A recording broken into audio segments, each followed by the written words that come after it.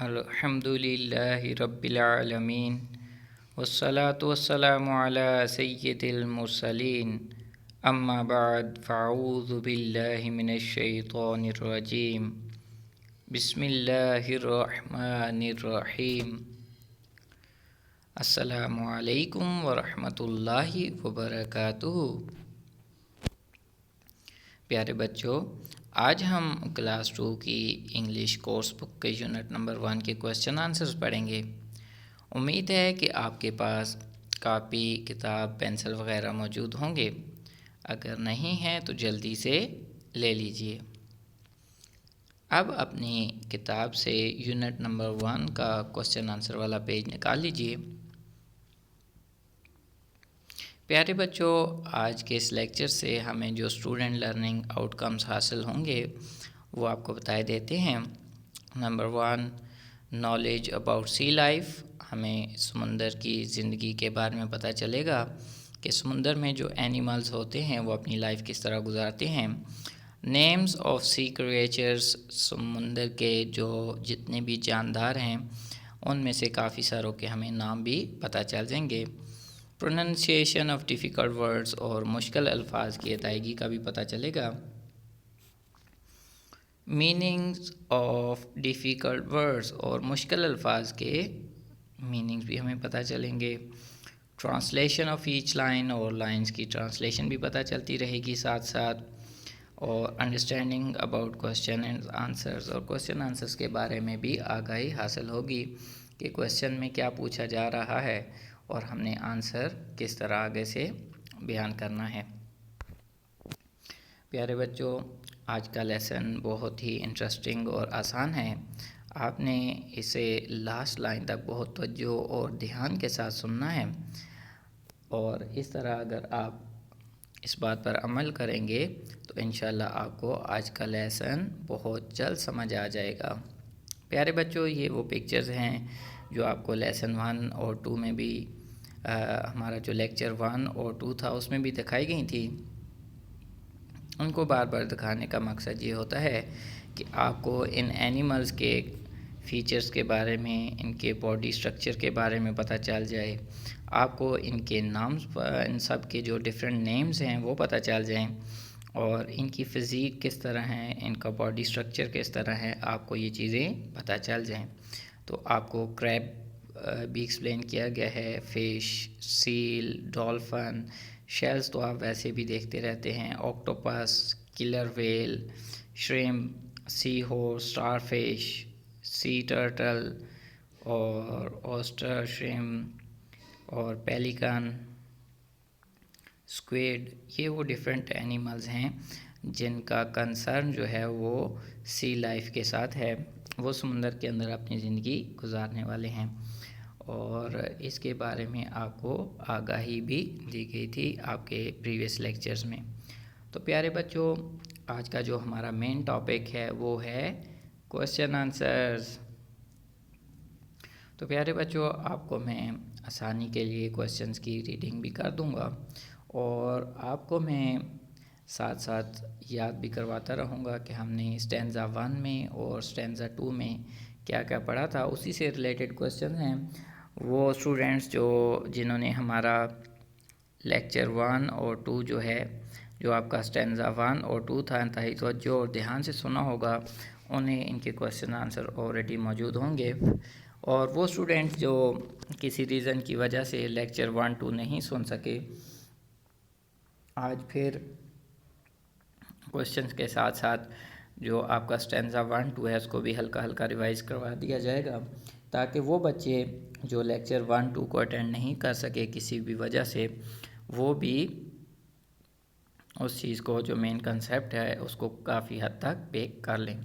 तो आइए question answers का आगाज़ करते हैं। क्वेश्चन नंबर 1 है, what are the snails and whales doing. क्या आपको याद है हमने स्टैंज़ा 1 के अंदर पढ़ा था स्नेल्स एंड वेल्स, ये क्या कर रहे थे? Using their tails. आइए आपको दिखाते हैं। देखें लाइन नंबर 3 में, snails and whales using their tails. ये अपनी टेल का इस्तेमाल करते हैं और टेल को इस्तेमाल किस लिए करते हैं? स्विमिंग, तैरने के लिए पानी के अंदर। लाइन नंबर 2 में देखें, एनिमल्स मूविंग फ्री, एनिमल्स जो हैं वो आज़ादाना तौर पर पानी के अंदर मूव कर रहे हैं। और कौन कौन से दो का उन्होंने नाम भी बताया था, स्नेल्स एंड वेल्स।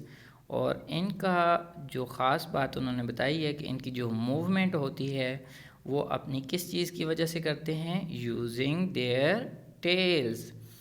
तो आइए क्वेश्चन नंबर 1 की तरफ again. What are the snails and whales doing? Snails और वेल्स क्या कर रहे हैं? क्या अब आप बता सकते हैं?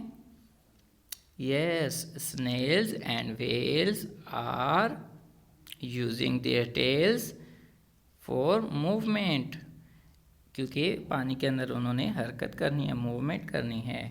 तो उस मूवमेंट को कंटिन्यू रखने के लिए, हरकत को करने के लिए वो किस चीज़ का इस्तेमाल कर रहे हैं? टेल का। तो आइए नेक्स्ट क्वेश्चन नंबर 2 देखते हैं। What are the seals and eels doing? क्या आपको याद है सील्स और ईल्स के बारे में बताया गया था कि वो क्या कर रहे हैं? Seals and eels looking for meals, ये अपना खाना तलाश कर रहे हैं।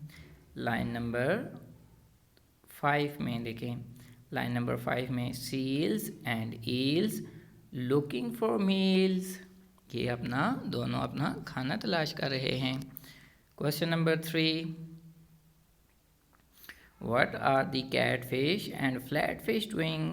क्या आपको याद है कि कैट फिश और फ्लैट फिश क्या कर रही थी? जब इनको भूख लगी थी तो इन्हें एक मोटी सी मछली चाहिए थी खाने के लिए, तो ये क्या कर रही थी? याद है आपको? Chasing the fat fish. आइए आपको दिखाते हैं, ये देखें, cat fish, flat fish, chasing the fat fish. Cat fish, flat fish, chasing fat fish. अच्छा जी, ये आपको इसका भी आंसर पता चल गया है। What does this poem describe? अच्छा, तो प्यारे बच्चों, क्या आप बता सकते हैं कि ये पोएम हमें क्या क्या बातें बताती है? हमें ये पोएम पढ़ के हमें क्या क्या पता चलता है? यहाँ से आपको इसका कंसेप्ट मिल सकता है और यहाँ से भी आपको इसका कंसेप्ट मिल सकता है कि ये पोएम किस चीज़ को डिस्क्राइब कर रही है। कौन सी लाइफ को? सी लाइफ को। चैप्टर का नाम देखें, सी एनिमल्स।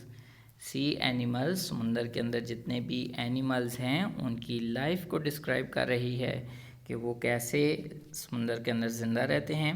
ये देखें, आपने यहाँ पढ़ा था कि वो मूव करते हैं कैसे, अपनी टेल को इस्तेमाल करते हैं, वो अपना मील खुद तलाश करते हैं, और बड़ी फ़िशेस जो होती हैं वो दूसरी फ़िशेस को खाकर ज़िंदा रहती हैं।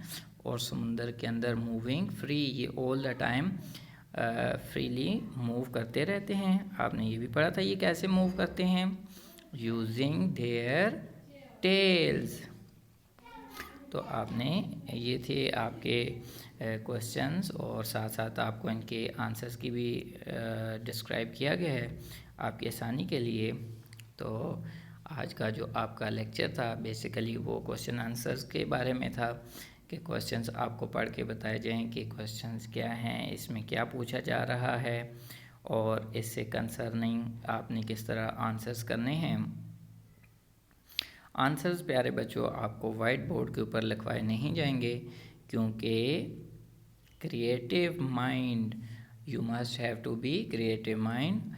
आंसर्स के बारे में आपको इन्फॉर्मेशन ज़रूर दी जाएगी, लेकिन आपने आंसर्स लिखने खुद हैं। तो अब आपने कैसे काम करना है?